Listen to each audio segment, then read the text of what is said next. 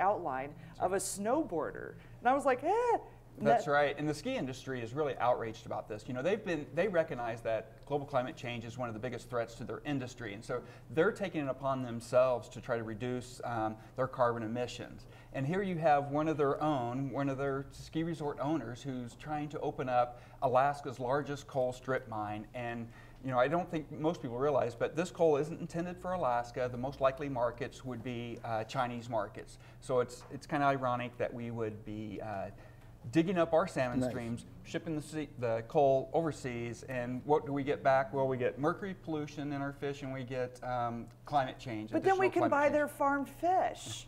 It's perfect. It's brilliant. And you know, one other thing on this market that people should understand, this mine, 11 miles inland, but they're going to come 2 miles out into the shipping lanes with the belt. So they're going to put an island in, and then 2 miles out, they're going to load the super ships. This is not a complete covered belt, by the way, either.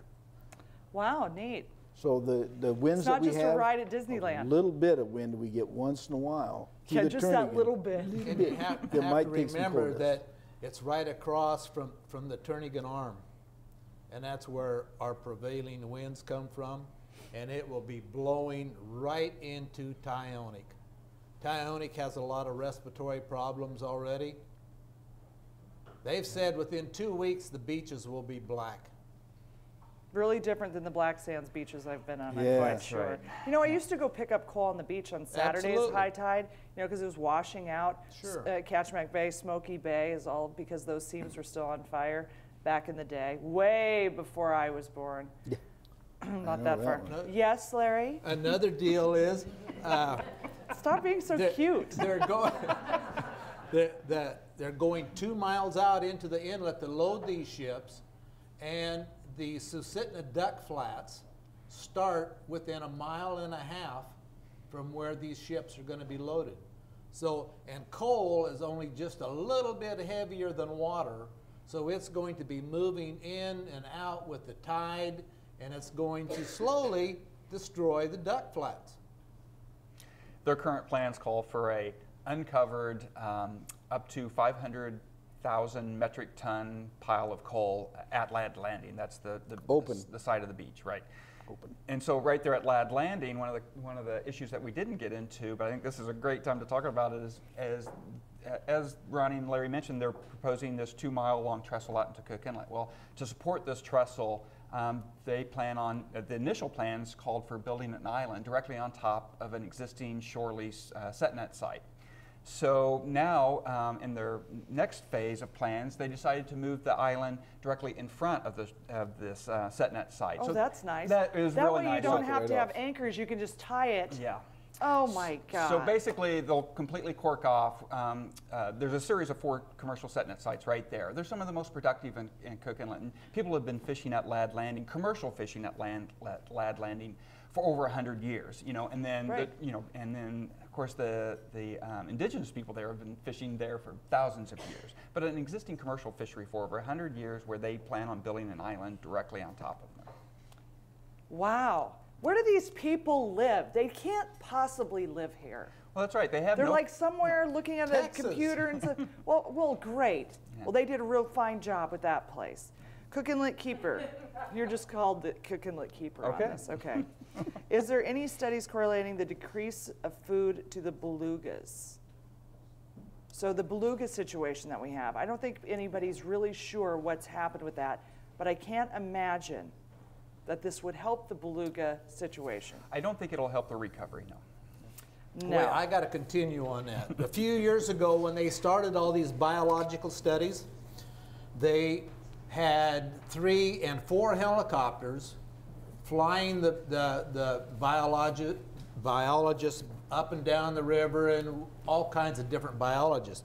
Well, we had what we call some whale girls that were sitting on the beach looking for beluga whales. You called them whale girls? We called them whale girls. Did they mind? No. No, they were cute.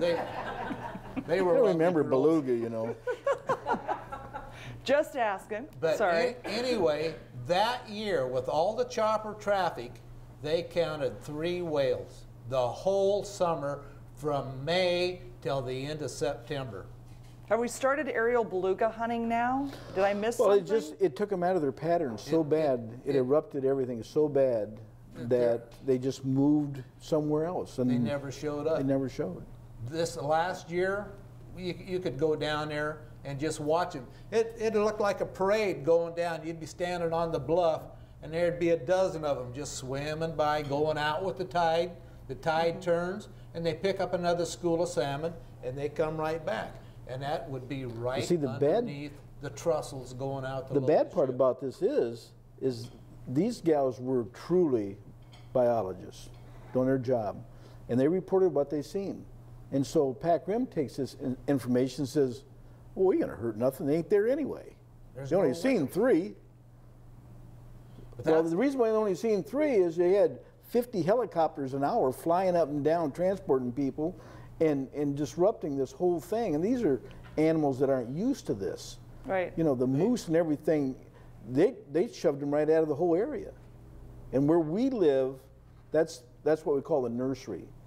The cows come down, they have their calves, they summer there, they grow up, and it was really, really strange not to see any animals while they were putting all this pressure on their exploration and scientific work that they were doing, which was good work, but there was a lot of bad stuff reported about it that wasn't true. Like Larry said, last year, you could see 50, 60 belugas working that beach, going after the salmon, going after the cod in the fall and stuff. The hooligan. Yeah. It was. Who could blame them? Yeah, but good stuff. My point was just the noise of the choppers kept the belugas away. Yeah, and then we live. It's one of the most seismic areas in Alaska. Is right there. We've seen all the earthquakes that have been happening. It's happening all the time. It's been happening here. We've got readout rumbling. That's just what we're just a perfect storm of like, oh my God, we're all going to die.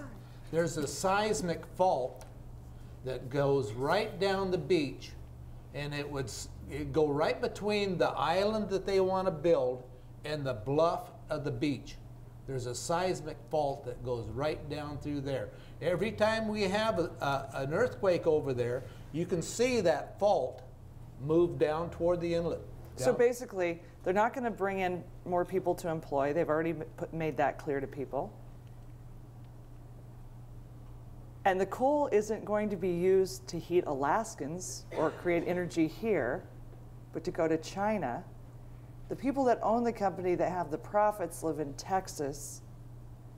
Why the hell would we do this? It's not really the definition of responsible development, is it?